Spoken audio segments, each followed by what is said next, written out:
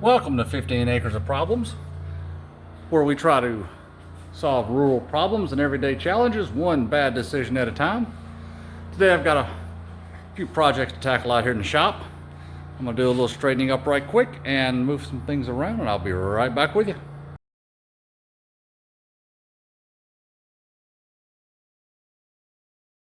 So what I'm working on today is a Bad Boy Maverick zero-turn mower. This is just the standard Maverick. This is not the new Maverick HD. I've seen them. I don't really know all of the differences between the Maverick and the Maverick HD other than the seat. I don't really think there is that much of a difference, but I'm sure that there are some. I purchased this in 2021 from my local Tractor Supply.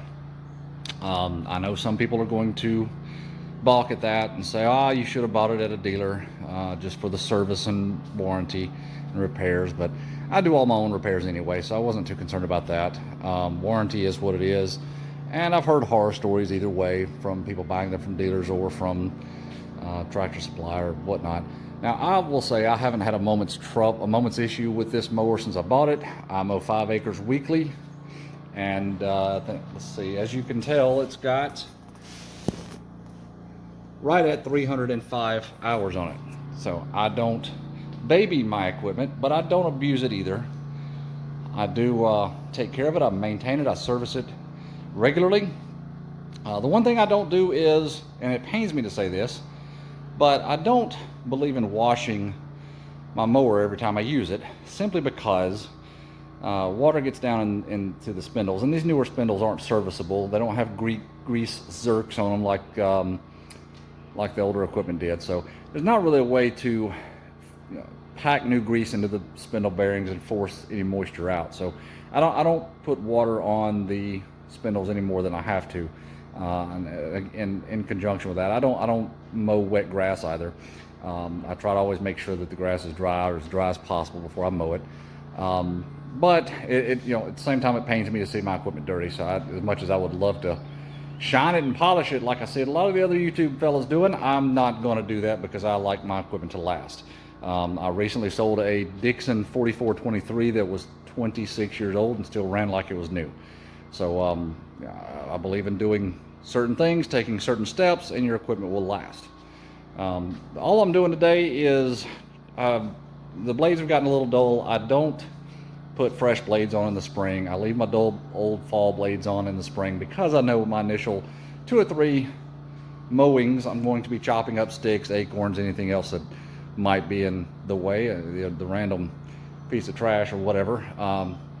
Yeah, that's right, I'm old. I'm not getting on and off the mower picking things up 15 times while I'm mowing 5 acres. So if it's in my way, it's getting mowed. But I do keep 3 sets of blades for every mower I've got. Currently down to 2 mowers. Fortunately, I was able to sell a few that I had, but I keep 3 sets of blades on the shelf, one on the mower and 2 on the shelf.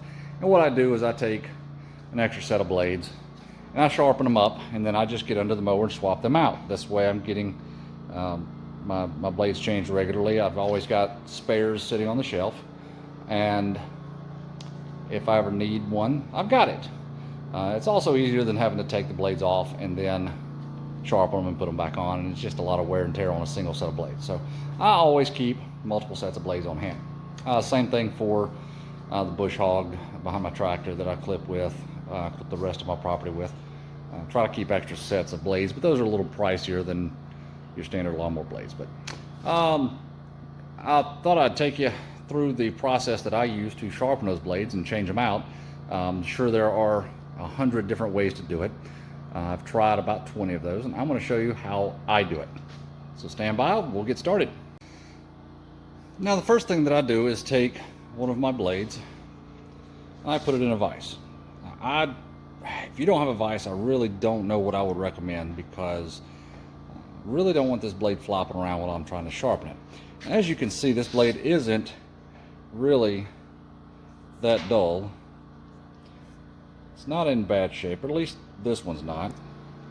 Now, a lot of the old heads will tell you a file is the best way to sharpen lawnmower blades. While I don't agree or disagree, taking this file and sitting here and rubbing back and forth, and really this is a small file. I would probably be better suited with a much larger file, but taking this file is great. But yeah, I don't have time for that, so that's where that's going. And I'm going to use my favorite little grinder.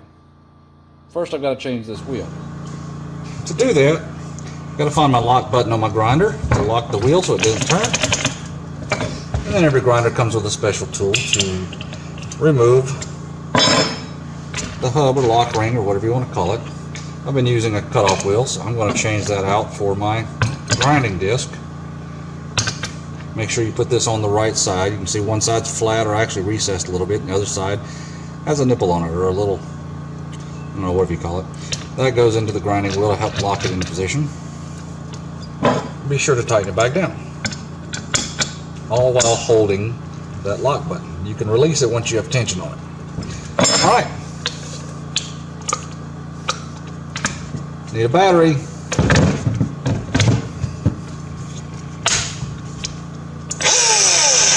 Works great. What I'm going to do is I'm going to take my grinder, I'm going to hold it at approximately the same angle as the bevel on this blade, as the current bevel. I'm going to try to maintain that bevel. Now, one thing, people try to sharpen blades as sharp as a razor, and you don't do that. It's just not going to hold an edge long, because the sharper this edge is, the thinner the edge is. And it's going to take no time before that edge is dulled out and rounded back off again. So you just want it about as sharp as a butter knife.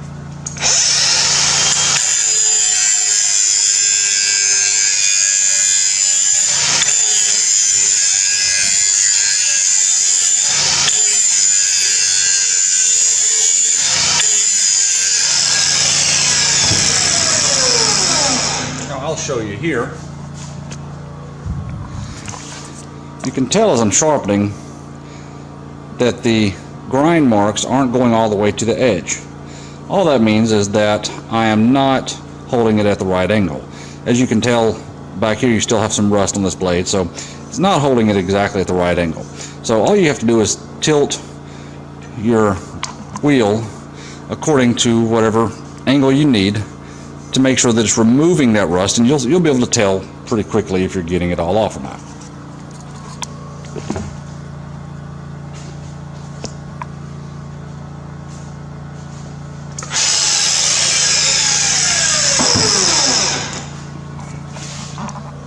As blades get used more and more, the edges of them, because the tip speed on this edge is faster, the blade out here is moving at a higher rate of speed than the inside of the blade. I know some will argue with that, but it just goes to show that everybody's got an opinion.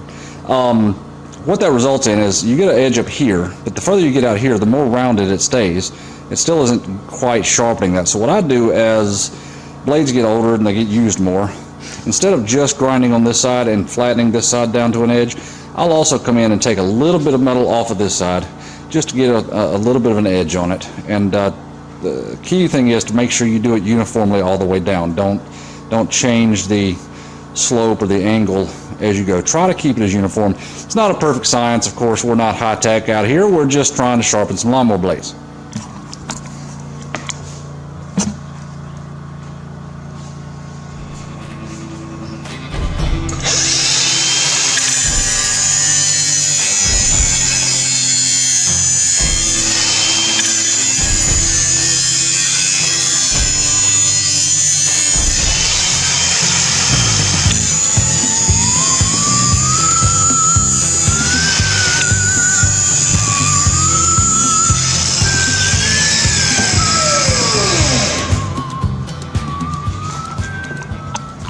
Now, as you can see, you've got a more uniform edge going up and down that blade.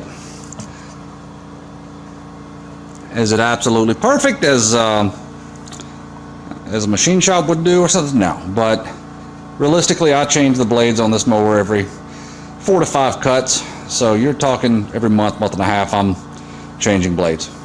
So it's not going to be there long anyway. So let's flip them around and do the rest of them. Now, one key point to remember when you're sharpening this lawnmower blade as you're going down the blade with your grinder, you're removing metal. Right? You're going to remove some material, some metal from this side. Then you're also going to remove some metal from this side. But how do you know how much metal you removed from each side? Did you remove the exact same amount or different amounts from each side? You don't know. And what will happen is this blade will become unbalanced. One side physically will be heavier than the other.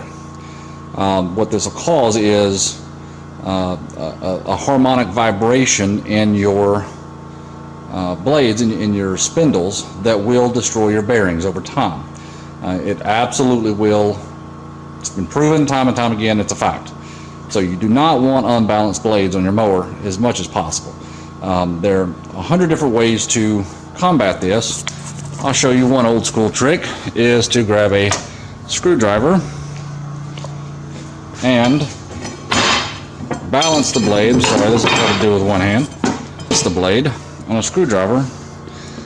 This is the way that, yeah, I did it for years myself. It works, but as you can see, you can manipulate the blade just by turning your hand one way or another. So it's not perfect. It just kind of is what it is.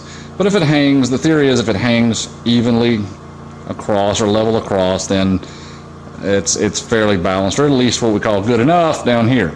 I don't necessarily like this because, again, you can manipulate it. Instead of it hanging level, you can turn your hand, rotate the screwdriver, and it will show as one side's heavier or not. A better way is this handy little balancer that I got off of Amazon. Had this for years. It works exceedingly well. All this is little two pieces. It's got a base with a point and then a cone that is cut to different sizes for different size bores in your blade, different shaft sizes. You set this blade on the balancer, and then you can pretty easily tell if one side is heavier than the other. People go so far as to even take a measurement. If your table is perfectly level, that's the wrong side. There we go. Even take a measurement how far each side is off the table to determine if one side is hanging lower or not. That theoretically would be the lower side, or the heavier side. Of course, this part of the blade and this part of the blade are not equal, so you would need to do the front and then the back, which, if that's the case, you can clearly see this side is reading about 1 5/8, almost 1 5/8. This side is reading 2 inches, just over 2. So obviously this would be the heavier side of the blade. So that would mean that I need to remove a little more material and continue to do so until that blade balances out. Alright, once I have my blades all sharpened and ready to go, I grab my favorite little tool. It's been amazing. And I go down here and I grab a 15/16 1/2-inch drive socket.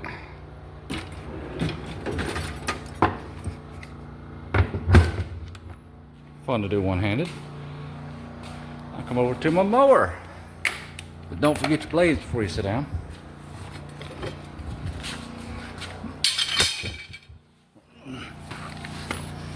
And then I gently, ever so gently, remove each of the blades.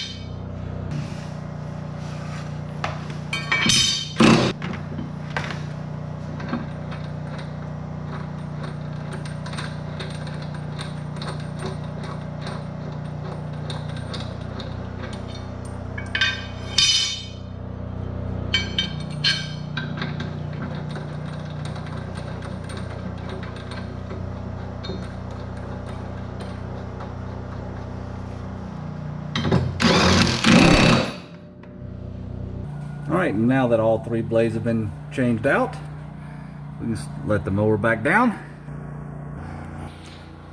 And that pretty much wraps things up. Now we're ready to go again. And again, I'll always keep another 2 sets of blades on the shelf. And as soon as those start to get dull, 4, 5, maybe 6 mowings, we'll come back and sharpen a new set and do it all over again. It's just a lot less wear and tear on the mower, a lot easier work on the engine, and just takes better care of your equipment. Now, I'll leave some links to the tools that I've used in this video to hopefully they'll help somebody out. If somebody's been doing it a different way. If you know a better way to do things, I'm all ears. Please let me know. If you don't have a cordless impact, please get you one. I've seen people fight with those deck bolts, especially on a new mower, on the bolts that hold the blades on. I mean, air impacts are great.